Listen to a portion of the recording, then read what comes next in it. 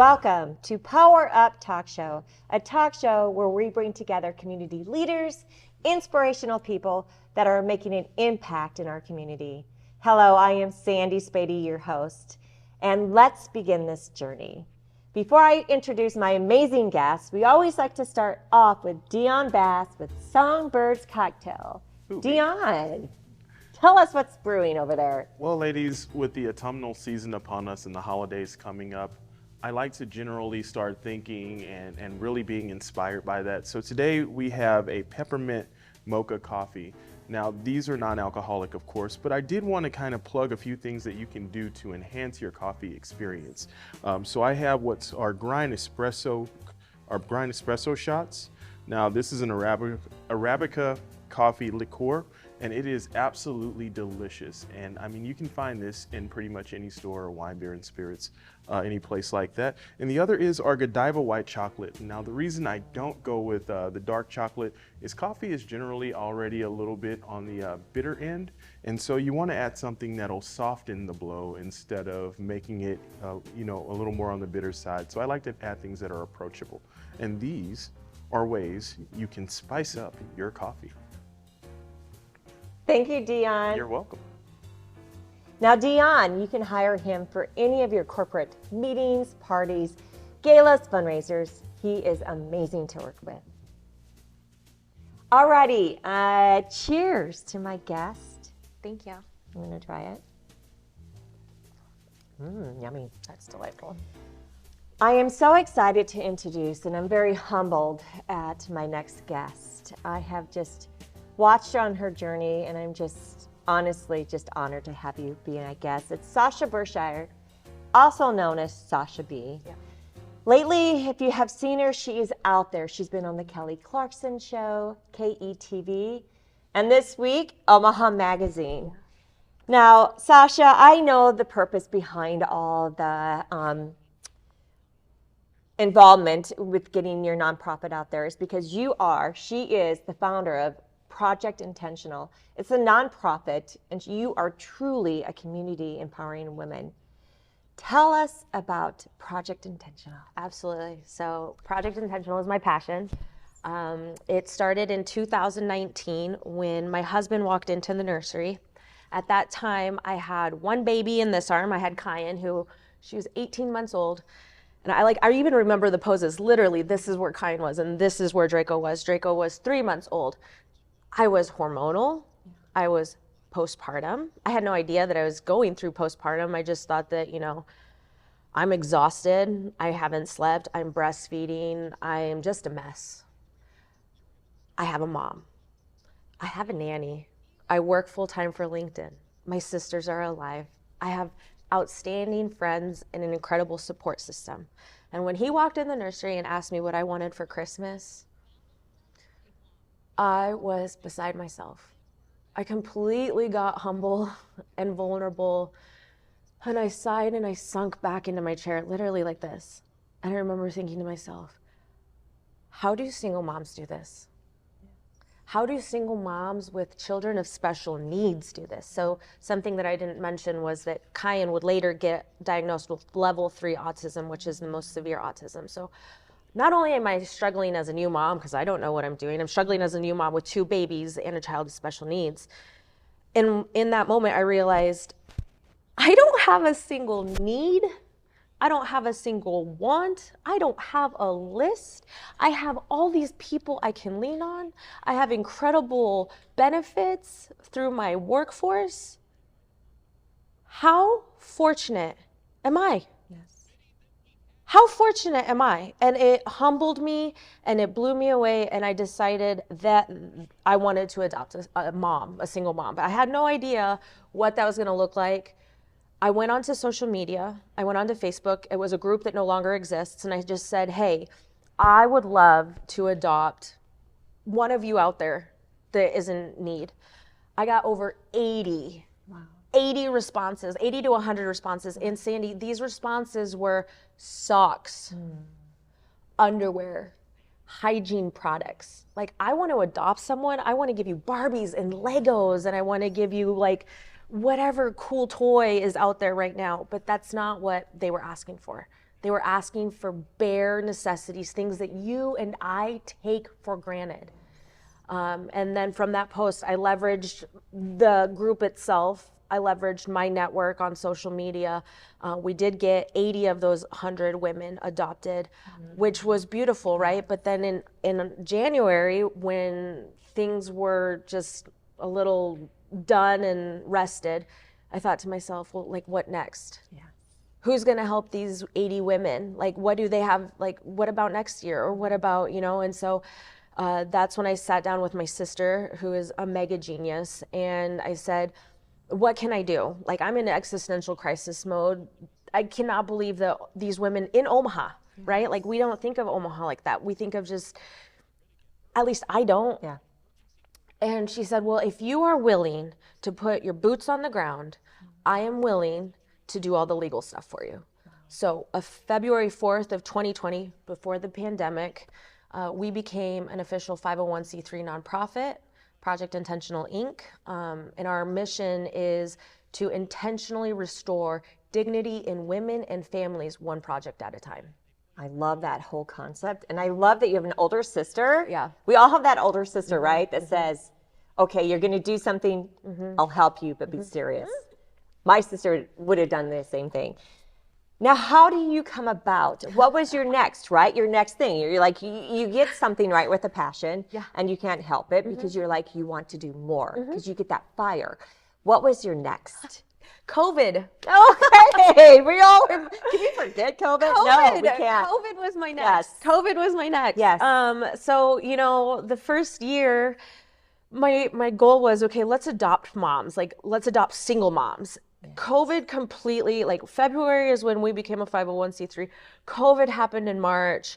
So we had to pivot, and we had to we had to style flex. And the first year isn't a true vision of where we're at today, and what you see us bringing to fruition. But the first year we had to do internet or like adoption forms online, and then contact-free drop-off, where the first year was great because we gave like mounds. I'm talking mounds and mounds of toys. It's also very humbling to think back of that first year because we were taking new and used items, like anything, I would take it. If your bottle of lotion, you'd used it like 3 times and you didn't like it, like I was like, I will take it. Yes.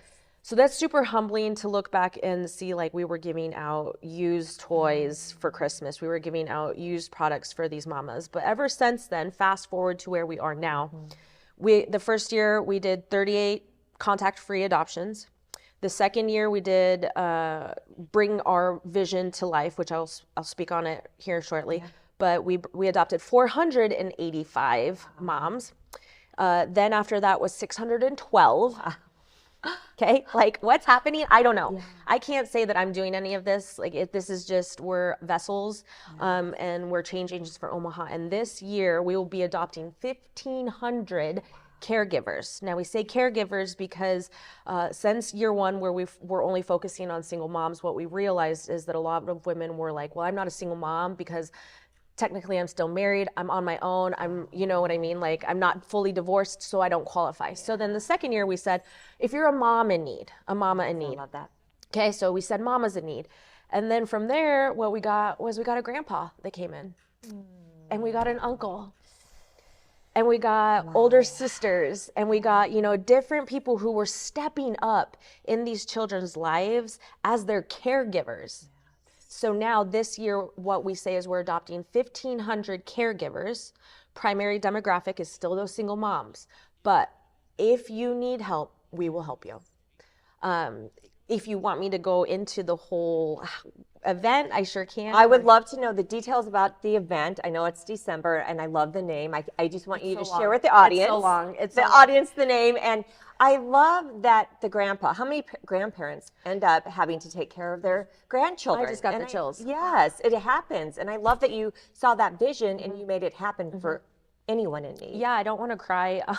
But even just driving here today, I got contacted by grandma who is having severe heart issues, and she has had to step up, and she is now in custody of 5 of her grandchildren. And so, like, not only is she battling her own health issues and her own, you know, traumas and whatever her backstory is, but like, as I drove here, I was asked for resources for grandma. So like, you don't think about these wonderful people who have their own things going on in their life that they are stepping up just to help provide something for their kiddos or their relatives. And that's what I love. Not only does Project Intentional give toys, right? I mean, think of a parent or a grandparent that can't give a toy to their child, but you also give them resources. I'm excited to hear the resources. It is so smart how you are taking all of it and turning it into something really amazing. Yeah. So it's one thing to give a hand out, but I feel like we would be doing a disservice to these persons that we're helping, a disservice to our community, if we didn't do a hand up. Yes, love that. You know what I mean? Love it.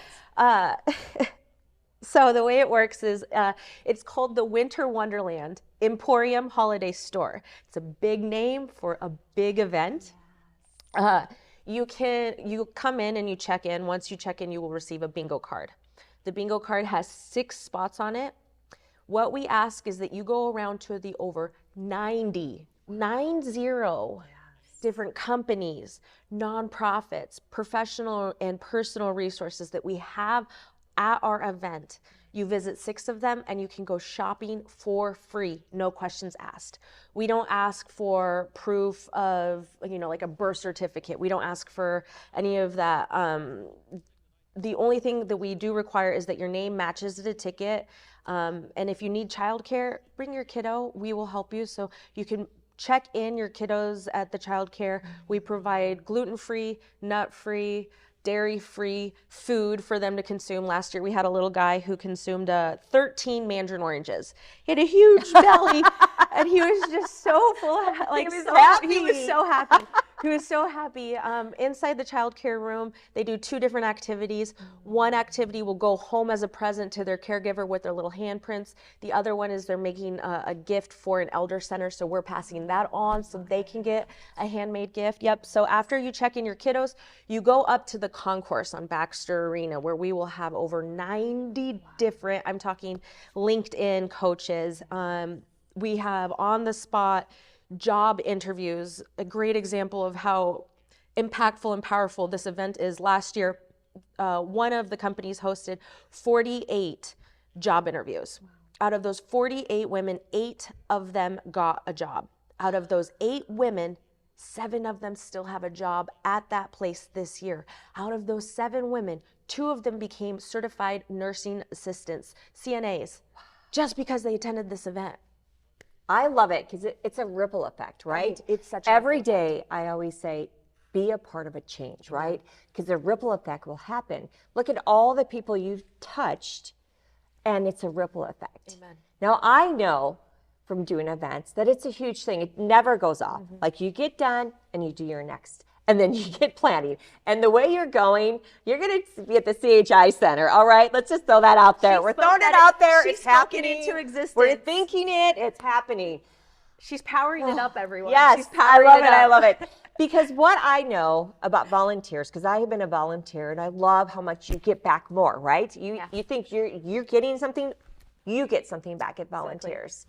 And so what is it we can do to help you? I know with Women with Voices this morning, we had coffee, and I said, I want to volunteer more. We need to help our sisters out. And so we are going to have some volunteers to help you with the volunteers. Yes. Because I know that's another whole project. It is a whole project. But what can you tell the audience how they can help to volunteer, what they can do, where you need them, businesses that you need to sponsor? Nothing's for free, and we will take any sponsorships there is. Yeah. What can you tell? What I can tell you is the outpour that we have received, it makes me speechless and brings tears to my eyes every time, because I put an ask out there and Omaha fills it immediately. Yes. Immediately. It's like I am constantly finding myself saying, what is happening? Like, what is happening? For volunteers, for the Winter Wonderland Emporium, we are looking for people who are willing to be the holiday elves. So we have to set up the event that night before. So I'm a night owl. Yeah, And so I will it. totally be out there shuffling all the boxes and getting ready for the early bird risers. Absolutely. So if you're an early bird riser, come on in early and help us shuffle all of the things out. Because everyone does receive, or every registered child gets a brand new pack of socks, a brand new toy, and then every caregiver gets a caregiver gift and 3 hygiene products. So there's a lot of moving parts and a lot of free stuff. So we just need to basically transform the Baxter Arena from, you know, a sports court to a magical holiday store. If you cannot make it and you want to support in other ways, we have so many outstanding companies that are stepping up that have drop boxes, so you can take a toy or a pack of socks. We're also looking for gently used, these are the only used items that we're taking this year, gently used coats and books. So, you know, there are so many ways to get involved, whether you're willing to just say a prayer for us, pray for us. If you want to send a monetary donation, there's a way to do that online. If you want to actually physically drop something off, go to one of the many boxes that are here in Omaha, or if you want to show up that day and you want to put some sweat equity into it, we'll take you. I love that. I think it's so interesting how every day we take for granted, right? Soap, socks, hygiene products, that some women don't have these. And I love that you have a mixture of all of this. They get the things they need, the things they want to give to their children, and then the resources become more than they are at that day, right? Exactly. It's all about helping out the whole circle of where people need help at. What is another thing? I know you're a mother, right? You have a beautiful daughter. Yeah. And looking back at your life, we all have just like our journey of life, right? We have detours, we have roadmaps, stops. If you were that 10-year-old Sasha and you're sitting in front of a mirror, what would you give or what would you say to her?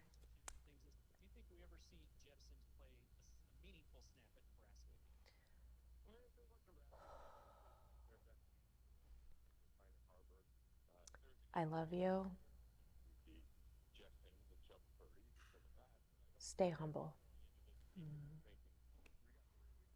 I work with my coach a lot with talking to my inner child and loving my inner child, because the goals that I had set out for myself as a 10-year-old are definitely not the same goals that I have today. Drinking and alcohol actually did a lot of damage, and I am sober. By the grace of God, I'm sober now. But like, if I would have told 10-year-old me that I would have gone through all these things, she would have been wrecked. And I just want her to know that I love her, because I do. I'm thankful for her, because I am, and to stay humble. I think humility is one of the most beautiful gifts that anyone can embody. And if we can stay humble, then we can stay authentic. And if we can stay authentic, then we can be true to ourselves. And if we're true to ourselves, then we will be able to do big, big things. And I love that, because we all have that inner child, right? Not everyone's guaranteed a really great childhood. Correct. It's actually, that's life, right? But it's what you do with it. Amen. You can either let it hold you down, Amen. or you can learn from it and expand and do great things like you're doing, right? High five. Honestly, I love that. I love that answer. Thank you. What other things can we help you with? How can we get a hold of you? What can we do for you? I know we will post, you know, when we get ready to air this, you know, some resources to apply, to volunteer. What is it we can get back for you? So for me, the one thing, this really has nothing to do with Project Intentional. This has everything to do with just humanity. And COVID wrecked me and wrecked a lot of people, but what I'm seeing out there is just a very cutthroat world. And the one thing that you can do or help me with is just be kind. Like, everyone is going through something, no matter, like, it doesn't matter who it is. It could be the richest person in all the land. They're going through something. So no matter what, where you are, be kind. But more importantly, let's be kind to ourselves, because it starts with us. And so if you can show up and you can be kind to yourself, it will ripple forward. I would love to see a world that would be completely kind to Kyan. I am so frightened about the world that she's going to grow up in, and the people that, and how they treat her. They treat her differently. Are they going to speak to her in a certain way? Like, I can't protect her forever. And I want to do and be the change so that when people see a person with a different type of ability, an exceptionability, an exceptional exception to the norm, that they're kind. Because as a mother, that's like, I can't protect her from everything. Yes, I love that. I love that. I love that. And can you share with the audience really what your daughter deals with? Because I know that she's not the only one, and you're not the only mother. No, at 22 months, because I knew from the very get-go that there was just something different about her. She had a blank face. There were no emotions. You know, I didn't see a smile from her until she was maybe 6 months old. She didn't respond to her name. She flapped a lot. And so I pushed and pushed and pushed. And I finally got her seen at a very young age of 22 months. And she was diagnosed with level 3 autism. Now, here's the thing. There's no shame in that. Yeah.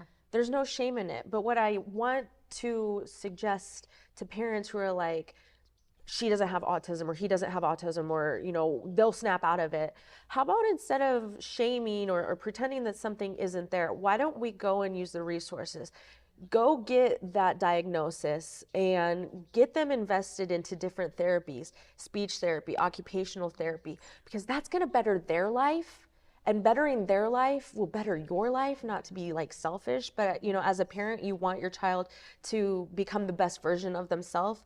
And so if I would have had shame behind that, and I would have just kept, you know, baby in a corner, you know, she would never, she wouldn't be in all the therapies that she's in today. So she was diagnosed with level 3 autism. I strongly suggest, if you have that intuition that you were given and you lean into it and it says there's something different going on, whether it be ADHD or whatever it is, lean into it. It's okay. We're all different. We all were given different abilities, and Kyan's gift was autism. And, you know, if she wouldn't have been that way, if she wasn't this way, I know Project Intentional wouldn't exist. I love that. Myself too, my daughter was diagnosed with type 1 diabetes, and it's not as, let's see, stereotype, but it's still the first person that week when I brought my daughter home is I had another mother call that came through that program at the Children's Hospital with type 1 diabetes, and she said, I want to talk to you about your new normal, right? Yep. You have a new normal. Like, you look at their life as a new normal, you have to let go of things that maybe weren't going to be, right? Right. For any, you know, any mother that has to deal with their children that go through something like that. What advice can you give for any mother out there that maybe I question if my child has this, or what was the first, where did you get your support? How can you?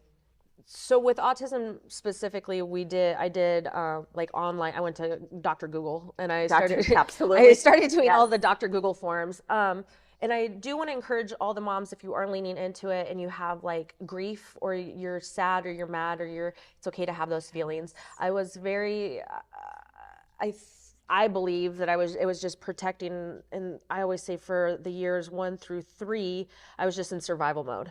So if you are that mom, it's okay, wherever you are, whatever season that you're watching us from, it's okay if you're in survival mode. Now, the next year from 3 to 4, I grieved. And I cried and I cried and cried because, like what you said, of my expectation that I had set, I'm going to have tea parties and we're going to braid hair and we're going to do all these things. And that is not the case at all. And so there was a grieving stage, and I did have a grief anniversary and all that stuff. So that happened. And then at year 4 to 5, what I saw was something that was so magical and beautiful and transformational. And it was acceptance.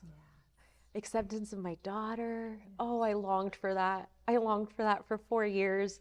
And just a new connection. My daughter wanted me to be connected to her, right? But I was in survival mode, so I didn't want to be connected. I didn't want anything, I don't want to say to do with, but I didn't. Like, it wasn't what I had expected. This isn't the motherhood that I wanted. This isn't the Disney that you promise me. And so if you're a parent out there and you want resources, take those quizzes. There are a lot of amazing places here in Omaha, like Monroe Meyer, that will help assist you. And the other thing is, allow yourself to feel your feelings. Feel those feelings, because the longer you run from them, the harder life will be. And I learned that the hard way. Yes. Thank you for that. Thank you for being just a person that's making a difference. This has just been an informational, insightful, inspiring talk show today. Thank you again. Absolutely. Women out there, never be alone. I'm the founder of Women with Voices. She is the founder of Project Intentional. We never want any woman to be alone, any family member, actually, right? But open yourself up. Don't keep everything to yourself. And remember to be kind. This is Sandy Spady. Thank you for a great talk show today. And remember, go out and make a difference and be the change.